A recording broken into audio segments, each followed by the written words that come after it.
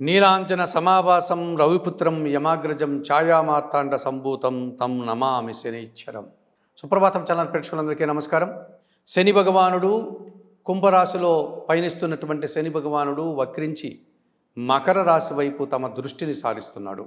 మకర కుంభరాశులకు అధిపతి అయినటువంటి ఈ శని భగవానుడు తులారాశిలో ఉచ్చస్థానాన్ని పొందేటువంటి ఈ శని భగవానుడు, మేషరాశిలో నీచస్థానాన్ని పొందేటువంటి ఈ శని భగవానుడు ప్రస్తుతం కుంభరాశిలో సంచరిస్తున్నాడు.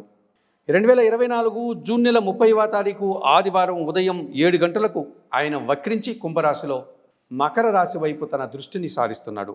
ఈ రకంగా ఇతను నవంబర్ 15 వరకు, అనగా 2024 నవంబర్ 15 వరకు ఇంచుమించుగా 4 నెలల పాటు ఈయన మకర రాశి వైపు తన దృష్టిని సారిస్తూ కుంభరాశిలో వక్రించి ఉంటాడు.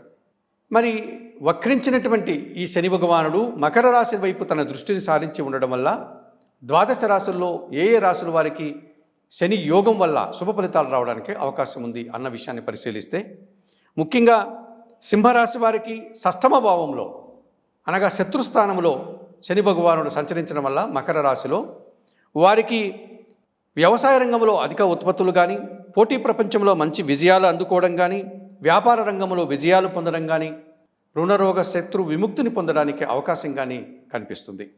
ఇక వృశ్చిక రాశి వారికి తృతీయ భావంలో, అనగా సహకార భావంలో శని సంచారం కొనసాగడం వల్ల అర్ధాష్టమ శని దోషం తొలుగుతుంది. ఆరోగ్యంగా ఉండగలుగుతారు.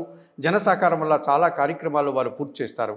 వృత్తి, ఉద్యోగ, వ్యాపార, వ్యవసాయ రంగాల్లో మంచి అభివృద్ధిని సాధించుకోగలుగుతారు.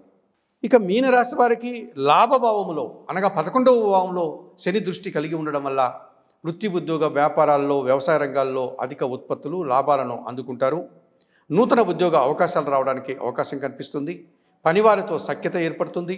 తోటి ఉద్యోగులతో అనుకూల వాతావరణం నడుస్తుంది.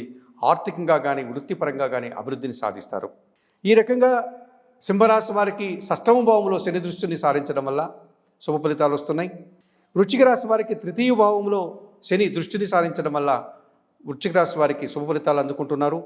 మీనరాశి వారికి లాభభావంలో శని దృష్టి కలిగి ఉండడం వల్ల వారు కూడా మంచి ఫలితాలని, అభివృద్ధిని సాధిస్తున్నారు. ఈ 3 రాశుల వారు శని కుంభరాశిలో వక్రించి మకర రాశి వైపు దృష్టిని సారించడం వల్ల ఈ జూన్ నెల 30 నుంచి నవంబర్ నెల 15 వరకు ఉన్నటువంటి ఈ 4 మాసాల కాలంలో శని యోగం వల్ల శుభ ఫలితాలు రావడానికి అవకాశం ఉంటుంది.